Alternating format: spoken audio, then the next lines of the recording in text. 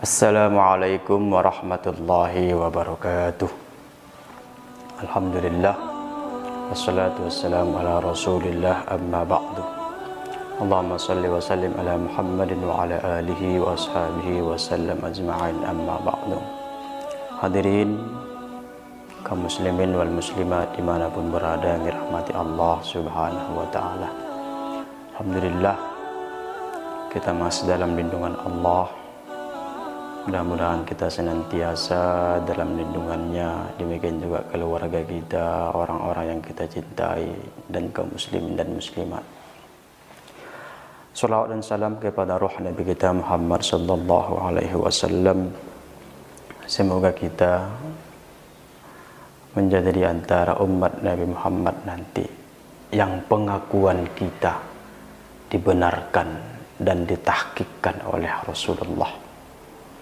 Dengan cara memperbanyak salawat, itu adalah salah satu tanda dan bukti sebagai pegangan Rasulullah. Oh, ini umatku, oh ini umatku. Dan kita termasuk di antara umat beliau yang akan dipersilahkan beliau untuk minum di talaga haudnya nanti. Sekali minum dan tidak akan dahaga sampai kapanpun. Hadirin yang dirahmati Allah subhanahu wa ta'ala, sakit dan musafir termasuk salah satu udzur syar'i yang dibolehkan untuk tidak berpuasa dan mengqadanya setelah puasa Ramadan berakhir. Fa'iddatun min ayyamin ukhar, diganti pada hari-hari yang lain setelah bulan Ramadan berakhir. Di dalam kitab Taysirul Fiqhi fi Dhaw'il Kitabi wa Sunnati Fiqh Siyam karangan Muhammad Yusuf Al-Qaradawi, beliau menjelaskan bertepatan ketika menjelaskan tentang musafir. Banyak hadis-hadis Rasulullah sallallahu alaihi wasallam yang membahas tentang puasa dalam perjalanan ini. Kadangkala Rasulullah mengatakan laisa minal birri as-shaum fi safar, tidak termasuk kebaikan orang yang berpuasa dalam keadaan musafir. Ke dalam hadis lain, faminnas shaimuna wa minnal muftirun, di antara kami ada yang berpuasa, ada yang berbuka puasa. Secara lafzi, hadis-hadis ini seperti kontradiksi. Namun Muhammad Yusuf Al-Qaradawi dalam kitabnya ini halaman 59 sampai dengan 63 menjelaskan kepada kita, mata yakunul fitru bis safari afdal, kapan kondisinya, suasananya dalam keadaan musafir lebih utama, lebih baik ia berbuka puasa dibandingkan berpuasa. Pertama kata Dr. Yusuf Qaradawi, Mufti Diyar Al-Misri Al-Asbaq, ayyakuna fis shaumi masyaqqah syadidah.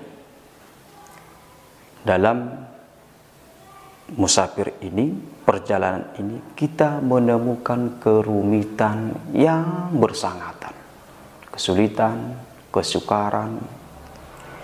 Seperti orang diumpamakan orang yang musafir melakukan perjalanan darat pada musim panas. Kalau zaman dahulu mungkin naik kuda, naik unta, atau mungkin pada zaman sekarang bepergian melalui pesawat minasyarqi ilal gharbi setiap hari. Karena mungkin dia orang bisnismen, orang sibuk, bepergian setiap saat dari timur ke barat, yang memakan durasi waktu yang begitu lama, sehingga perubahan waktu, perbedaan waktu antara satu negara dengan negara yang lainnya itu dapat memberatkan dia berpuasa. Dalam kondisi seperti ini, maka ia menurut Yusuf Qaradawi lebih afdal, lebih baik dia berbuka puasa, tidak berpuasa dibandingkan puasa. Hal ini dikuatkan oleh hadis Rasulullah sallallahu alaihi wasallam an Jabir radhiyallahu anhu qala kana Rasulullah sallallahu alaihi wasallam fi safarin, bahwa Rasulullah dalam posisi musafir, para azhaman, ia melihat kerumunan ramai orang. Wa rajulan qad dhullila alaihi, ternyata dalam keramaian itu ada seorang lelaki yang sudah lemas, lelah, ya, sampai dinaungi. Mungkin mereka naungi dengan, kalau zaman sekarang mungkin kita bilang dengan payung, ya. Faqala ma hadha, ada apa kerumunan ini, kok ramai-ramai ini? Faqalu shaim, ya Rasulullah, ada orang telantar di situ sedang puasa dia. Faqala laisa minal birri as-shaum fi safar, tak ada kebaikan berpuasa ketika musafir. Artinya apa?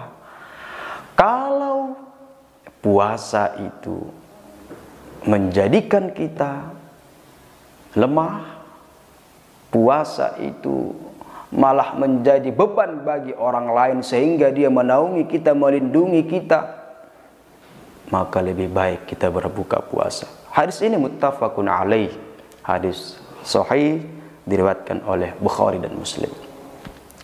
Yang kedua, ayyakunal musafiru fi jamaah, rombongan rame-rame musafirnya ini, ya, jalan jauh musafir, maka seyogianya kita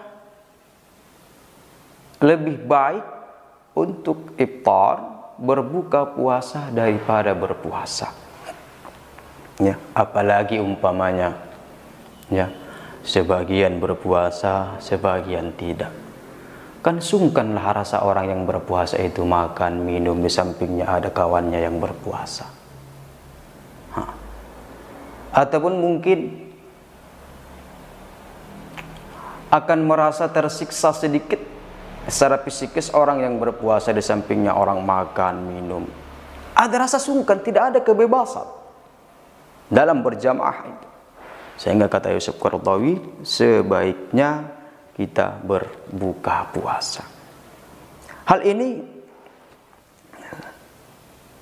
dikuatkan, dikukuhkan oleh hadis dari Anas radhiyallahu anhu, kunna ma'an Nabi sallallahu alaihi wasallam, bahwasanya kami bersama Rasulullah sedang melaksanakan musafir. Faminna shaim, di antara kami ada yang berpuasa, wa minnal muftir, di antara kami ada yang tidak puasa atau berbuka puasa. Fanazalna manzilan fi yaumin har, maka pada saat itu kami sedang istirahat di suatu tempat, ya. Pada saat itu hari sangat panas.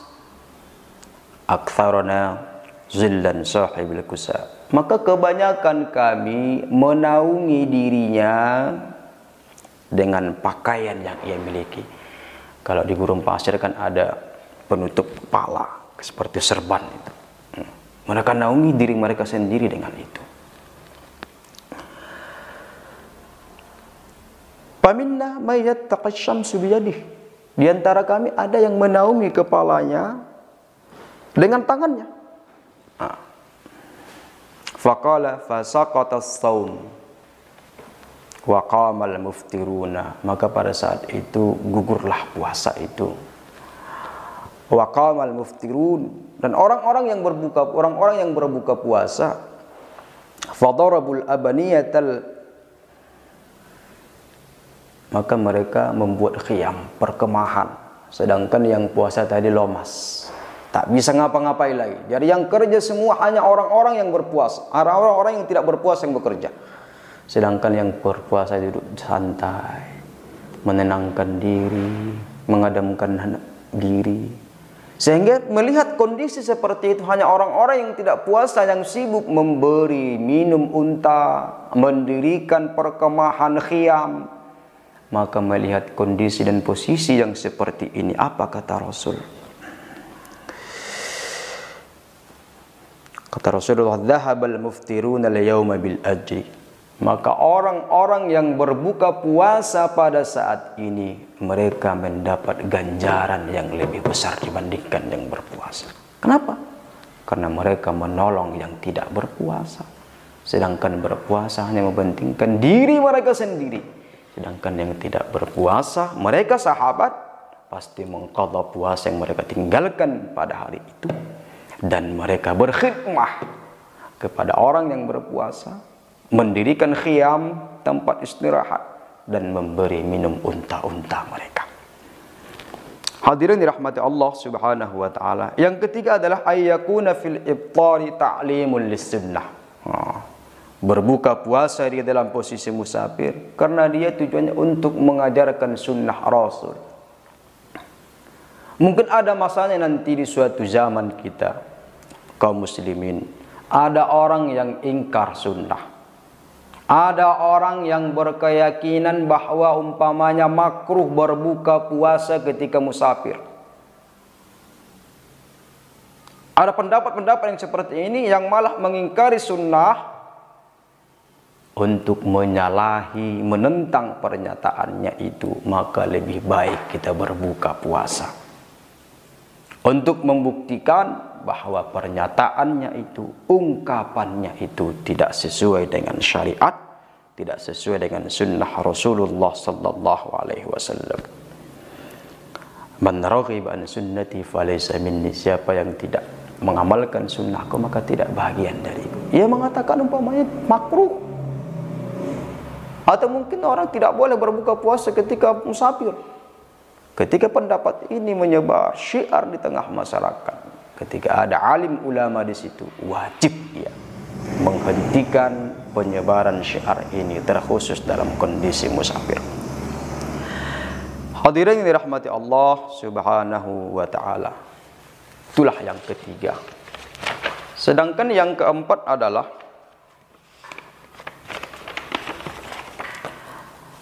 ayyakuna fi rifqatin akhadhu birrukhsah.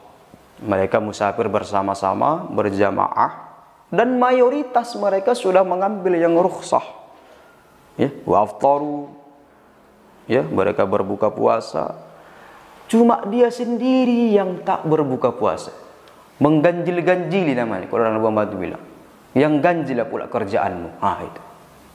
Padahal yadullahi ma'al jamaah. Pertolongan Allah itu senantiasa bersama jamaah. Ini suka yang ganjil-ganjil pula. Selalu nyari pendapat yang syaz. Ya, orang berbuka puasa sudah kesepakatan dalam kondisi musafir. Dia sendiri yang puasa. Dia sendiri yang puasa. Kan menyalahi. Orang jadi sogan makan, sogan minum gara-gara dia. Padahal ada rukhsah di situ. Ada keringanan yang diberikan Allah.